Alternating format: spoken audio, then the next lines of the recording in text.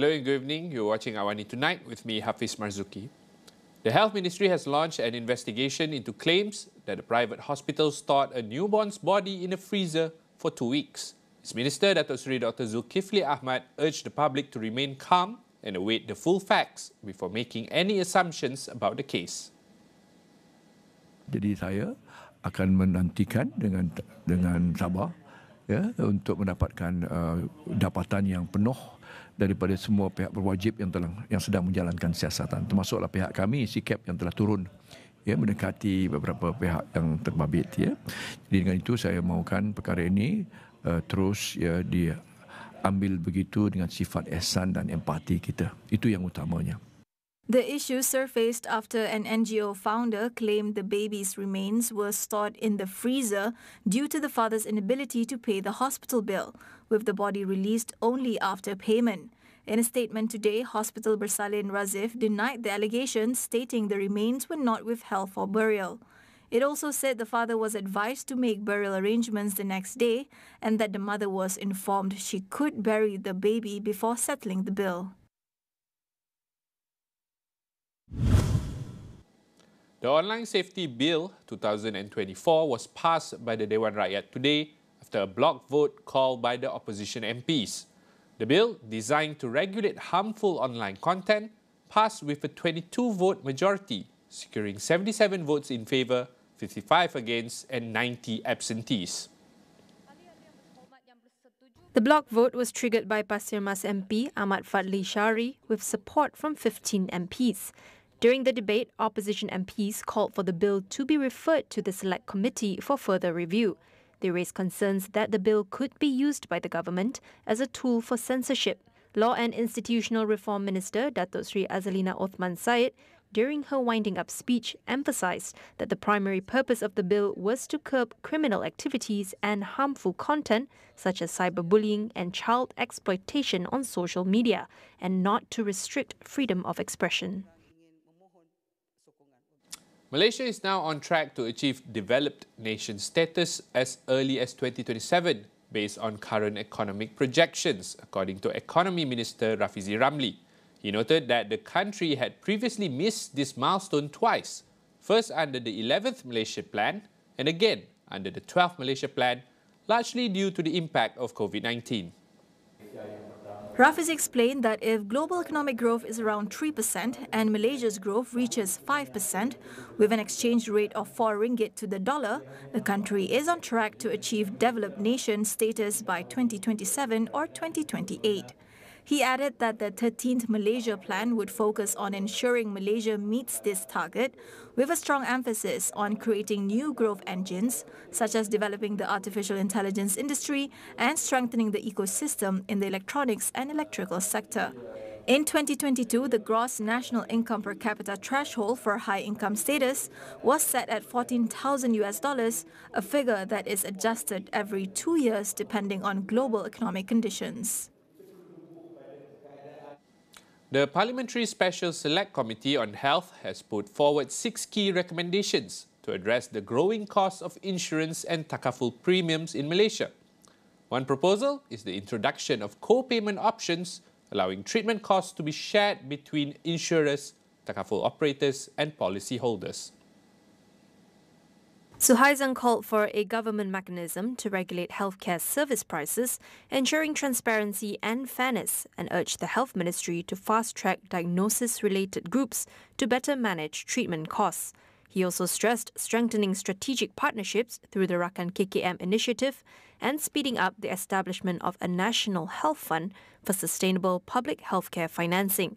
Lastly, he proposed a phased adjustment of healthcare prices to address rising demands, including expanding hospital capacity.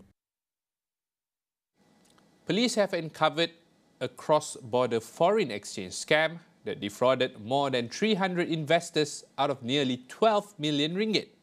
The syndicate, involving a network of individuals from Malaysia and Indonesia, has led to 51 police reports so far. According to Federal Commercial Crime Director Datuk Sri Ramli Mohammed Yusof, the suspects posed as staff from a company based in Indonesia, pretending to be brokers handling financial transactions between investors and the company. To date, 2 suspects, a local and an Indonesian national, were arrested on September 9th and October 25th, respectively. The case is being investigated under Section 420 of the Penal Code for cheating. Ramlee urged victims of the scam to step forward and file police reports.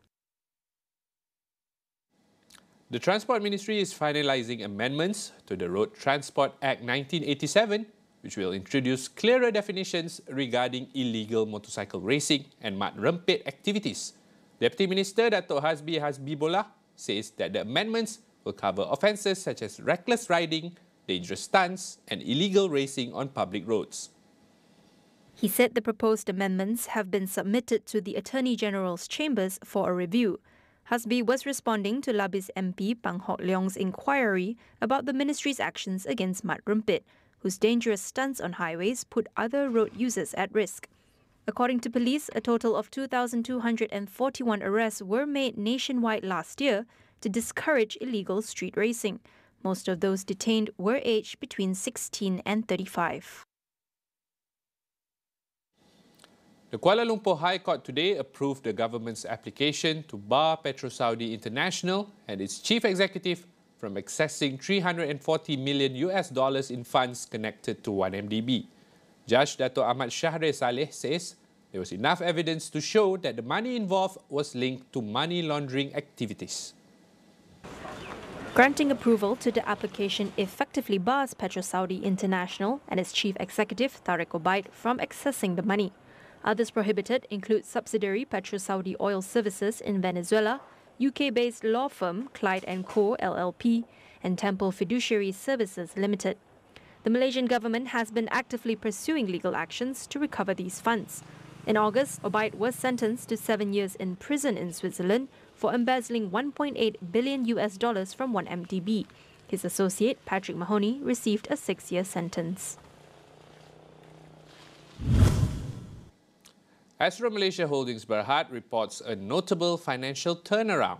The company reported a net profit of 46.94 million ringgit for third quarter of 2024, an improvement from a net loss of 47.05 million ringgit in the same quarter last year. This positive change is attributed to lower net financing costs and lower amortization of intangible assets, despite lower EBITDA and higher tax expenses. However, revenue for the quarter was 749.7 million ringgit, down from 828.55 million ringgit, mainly due to a decline in subscription and advertising contributions. Recently, Astro has introduced 3 new Astro One TV packs to offer better value, convenience and online safety, aiming to attract new customers and boost advertising revenue. Astro's future focus includes growing its customer base, strengthening adjacent businesses and reducing legacy costs. The efforts towards the growth target is solidified through Astro's renewal of its exclusive broadcasting rights for the Premier League and the Emirates FA Cup through 2028, ensuring continued access to top-tier football for Malaysian fans.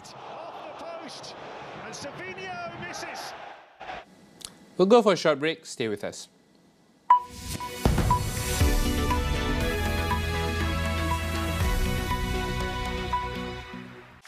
Rambut gugur lagi? Macam mana Gunakan Pantene Baharu dengan provitamin mikro yang meresap dan menguatkan rambut dari dalam. Rambut 10 kali lebih kuat terhadap rambut gugur. Pantene Baharu. Shopee 12.12 dijamin harga rendah di Shopee. Shopee. Shopee. 12 juta ringgit voucher Shopee Live. Shopee. Beli sekarang. You keep scratching the surface for dandruff? But the problem lies deeper. Use Head & Shoulders. It goes 5 layers deep to defeat dandruff and itch. Be up to 100% dandruff-free. Head & Shoulders, dermatologically tested.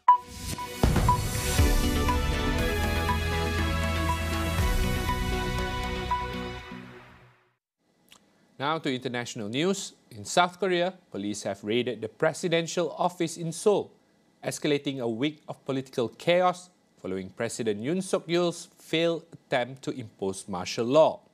Yoon, who remains in office despite an impeachment vote and mounting calls for his resignation, is now under investigation for charges of insurrection and treason. Meanwhile, officials said the country's ex-defense minister, Kim Yong-hyun, who took responsibility for the martial law declaration, attempted suicide while in detention on Tuesday night. Many officials close to Yoon have also resigned in the wake of the short-lived martial law declaration. Lawmakers from the ruling party blocked Yoon's impeachment by brokering a deal for him to shorten his term and withdrew from governing affairs. It's unclear what, if any, authority Yoon now has. Protesters are still on the streets calling for him to stand down.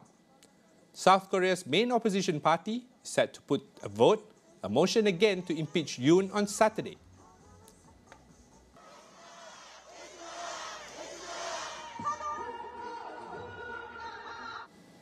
The United Nations General Assembly will vote on Wednesday on a draft resolution that seeks for an immediate, unconditional and permanent ceasefire in Gaza. The non-binding resolution also demands for the release of all hostages and unrestricted access to humanitarian aid for Gaza citizens. The US vetoed a similar resolution last month, citing the need to tie a ceasefire to the release of hostages held in Gaza by Hamas. The US administration, however, said it has a renewed drive for a ceasefire in Gaza after a truce was reached between Israel and Hezbollah in Lebanon.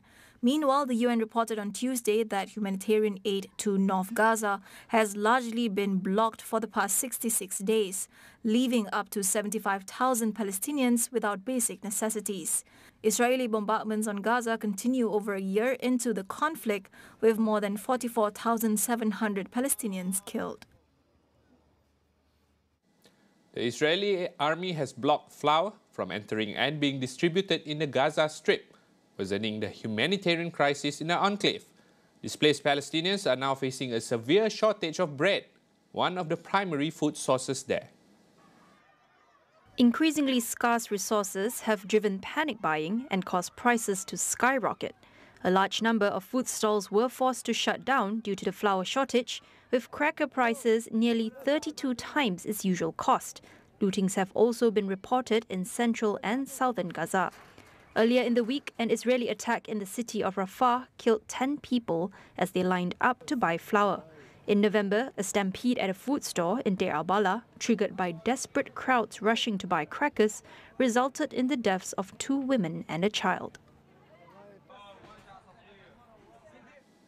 Syria's caretaker Prime Minister Mohammed al-Bashir says it is time for stability and calm in the country, following the ousting of longtime President Bashar al-Assad. Rebels have appointed him as the transitional head of government to lead the country until March 1st. Across Damascus, shops are reopening and residents are returning to work as life in the capital begins to normalize. The Assad regime was toppled after rebels seized the capital on Sunday, prompting the ousted leader to flee to Moscow, where he has been granted asylum. According to AFP, the tomb of Assad's father was set on fire in his hometown of Kandahar. Meanwhile, Israel said it carried out 480 attacks on Syria in the past 48 hours, targeting naval vessels and weapons production facilities in several cities. At least 2 civilians have been reported killed.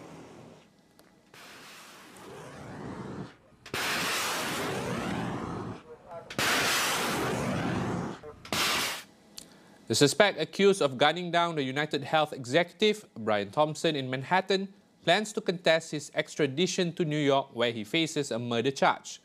26-year-old Luigi Mangione has been denied bail for the second time, a day after he was arrested following a sprawling 5-day manhunt. He was caught at a Pennsylvania McDonald's and allegedly found with a gun similar to the murder weapon, a silencer, and a fake ID. He has been charged with several offences in Pennsylvania, including providing fraudulent identification to police and possessing an unlicensed firearm. In New York, he faces separate charges, including the murder of Thompson on December 4th. According to Mangione's attorney, he planned to plead not guilty to the charges. The United Healthcare CEO was fatally shot by a masked assailant outside a Manhattan hotel in what police have described as a targeted attack. And that wraps up this edition of AWANI Tonight. Thanks for watching. I'm Hafiz Marzukhi. Good night.